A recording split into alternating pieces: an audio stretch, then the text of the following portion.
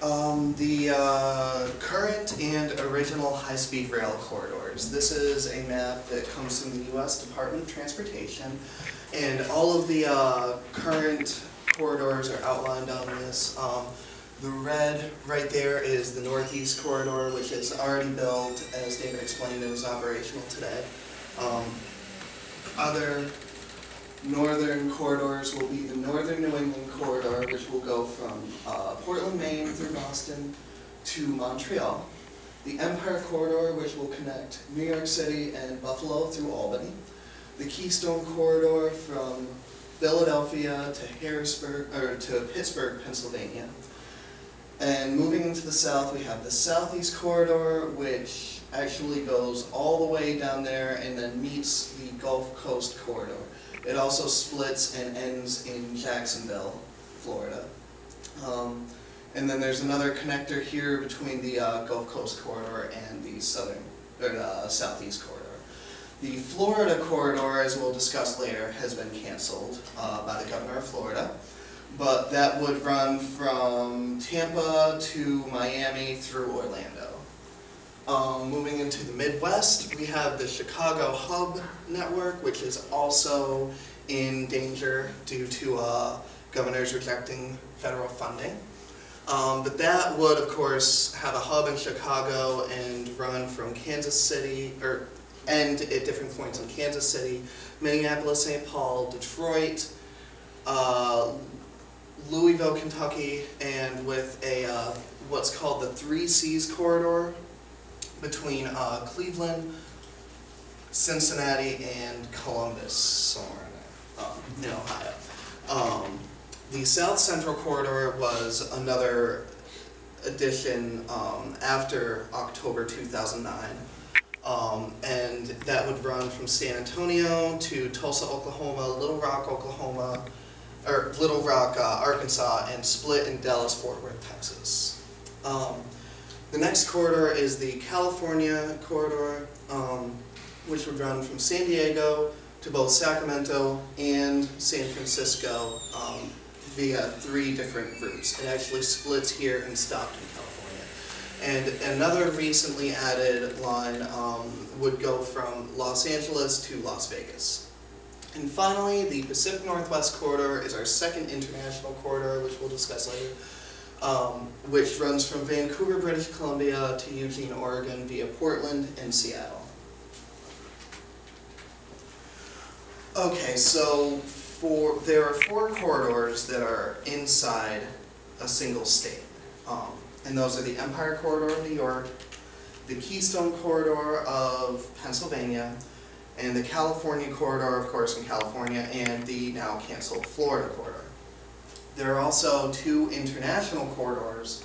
One was the Northern New England Corridor, which, in addition to traveling between 4 states, would end in Montreal in Quebec, Canada. The Pacific Northwest Corridor would end in Vancouver, British Columbia, and also run through Washington and Oregon.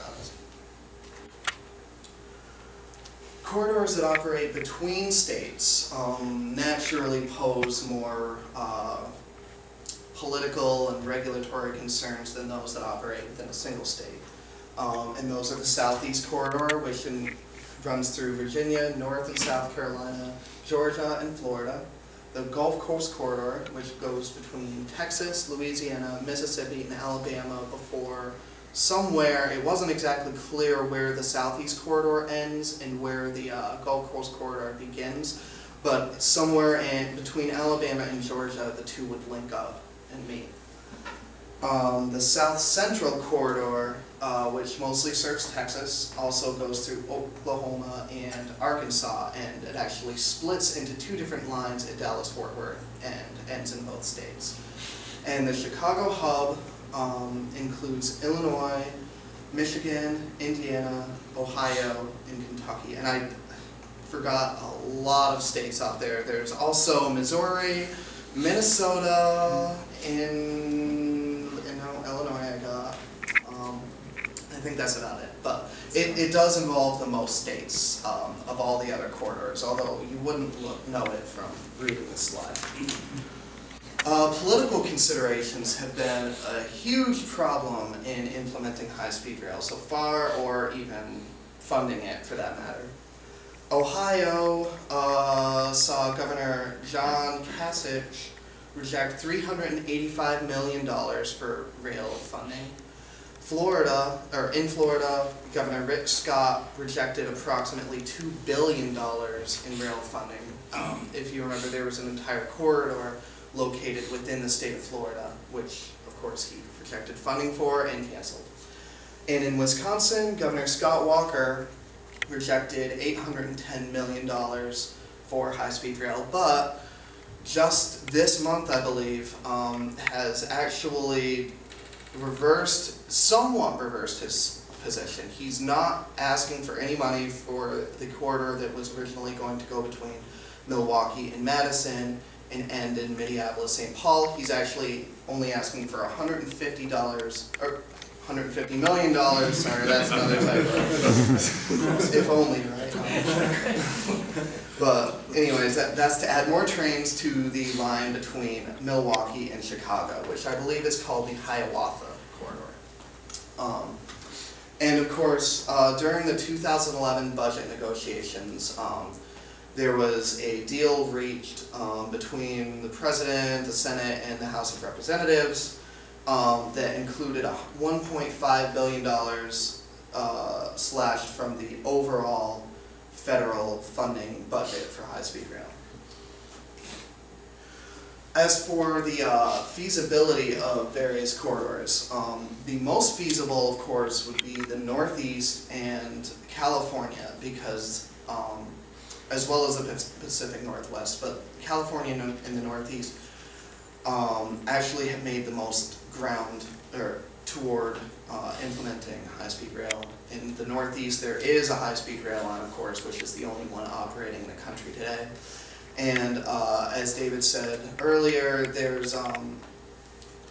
we have a geographical advantage in the Northeast in that all of our major cities were created so long ago that they generally have more compact and thriving downtowns and are generally better connected to transit than in many other places in the country. And that's helpful in implementing a system like this. California has contributed an enormous amount of their own money towards financing this project, both in the initial stages and in the implementation stage. They do stand to lose some money from the federal government due to the $1.5 billion cut that was made to the budget. But they've made a lot of ground out there, and their high-speed rail plans haven't really been affected too drastically out of the lost funding. And in the Pacific Northwest, Washington and Oregon, since the early to mid-90s, have begun on a pretty aggressive funding campaign or situation where they work with Amtrak, which is the only passenger rail entity operating in the country, or intercity passenger rail entity operating currently in the country. They've expanded service on their lines between Eugene and Seattle and Vancouver, for that matter. And a lot of the funding for track improvements, adding more trains, buying more stock, more rolling stock, more train sets, has actually come from the states themselves. So because they're so willing to match funds and so willing to put their own money into the project, that makes the Pacific Northwest corridor slightly more feasible than others. Likely feasible, but things that I couldn't really find a whole lot of information on about the current status of the projects are the Southeast Corridor, the Gulf Coast Corridor, and the South Central Corridor. And of course, the least feasible are the Florida Corridor, which has already been canceled, and the Chicago Hub. Now, the Chicago Hub is the least feasible only because its